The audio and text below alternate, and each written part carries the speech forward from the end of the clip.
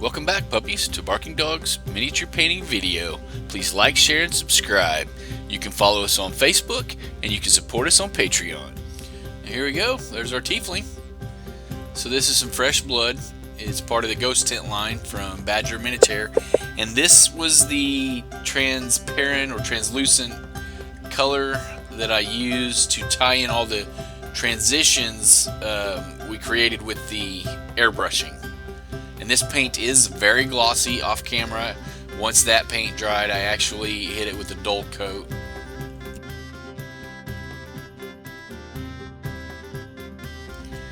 And here I'm just using some of the entrail pink to start kind of mapping out where I want my highlights. This footage is sped up a little bit. So here I'm just, I think that there might be some ivory mixed in with it. And again, I'm just kind of picking out my highlights where I want them to be.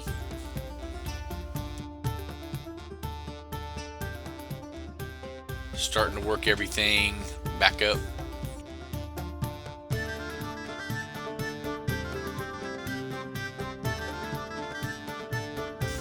Doing some of the finer detail work that we wouldn't have been able to do with the airbrush.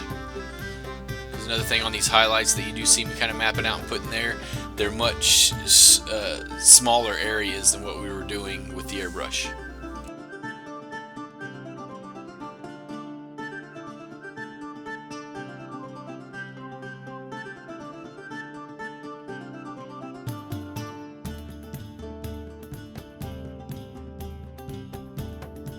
Also, as we go along, you'll see more and more of the model get painted, which that was happening off camera. But a lot of that I was doing because the characteristics of the part of the model that I'm really wanting to showcase here, the skin tones, they change drastically with the other colors and even the base when the base is done. So pale flesh and entrail pink are going to be our mixes for some of the final highlighting that we're going to be doing here. And I brought in the pale flesh because, again, we're wanting a red flesh tone, not like a vibrant red dragon.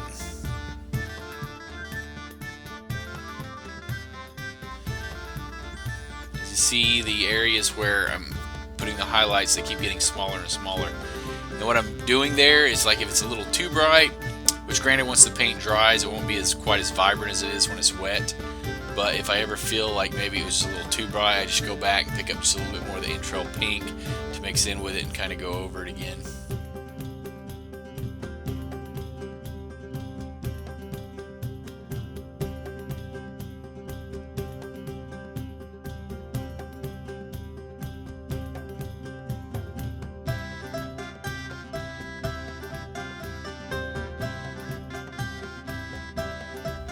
There, it kind of brought his nose back down a little bit, but decided it was wet enough I was just going to let it dry and kind of work with it from there. Places like his head and his ears and his nose, you want them brighter, and like right there I'm hitting kind of his eyebrow ridges and cheekbones. I want to pick out all those little details that we wouldn't have been able to do with an airbrush. Now, knees and elbows, even when they're not necessarily in areas where they would catch a lot of light, I typically like highlighting them up anyway, because you pay a lot of attention. Your knees and elbows, your skin is sometimes pretty dry and kind of chalky there anyway, so they tend to just stick out a little more from a flesh tone perspective. And I always think it helps give the model a little character if those areas on the model kind of look like they'd be a little more worn or stretched. Now his thighs, I end up not really liking how much I highlighted them, especially once I start to get the rest of the model painted. I feel like they were just sticking out a little bit too much, so you'll see me come back a little later with some more of that ghost tint, fresh blood from Badger, and knock them down by glazing over them.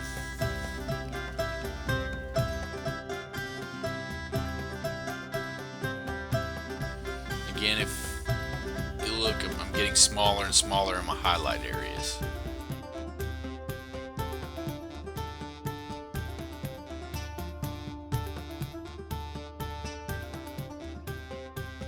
Here we go. We're going to quiet down them thighs because they're kind of loud.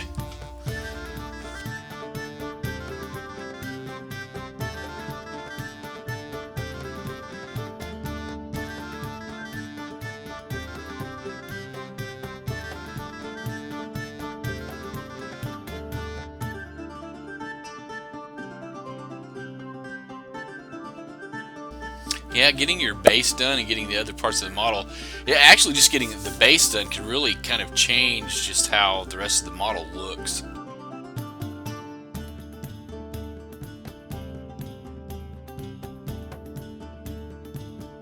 I think right now I'm really just going back and kind of touching him up a little bit.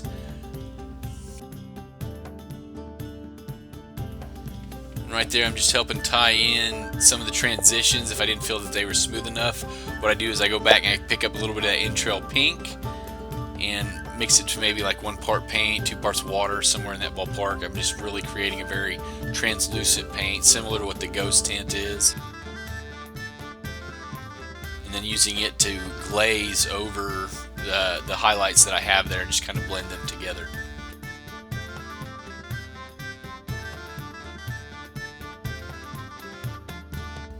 Again, the footage is sped up there a little bit, so it looks kind of jerky. Well, there will be subsequent videos with other colors. I play around with some experimenting using blues and grays, various flesh tones for these tieflings.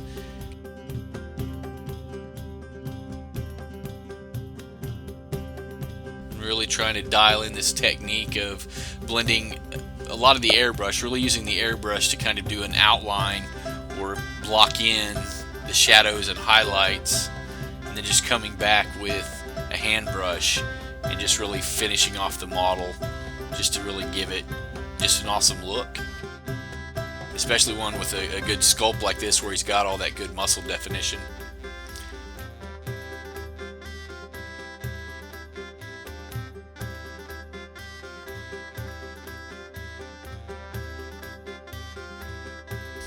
Here's a final look at the end result of our red tiefling. If you like the work you saw in this video, please like, share, and subscribe. I'm available for commissions at facebook.com, Barking Dogs Miniature Painting. You can also find us on Patreon at patreon.com/Barking Dog Studio. Patreon members get discounts on commissions and credit at the end of videos. Special thanks to the Clarks for their continued support. Bark on, puppies.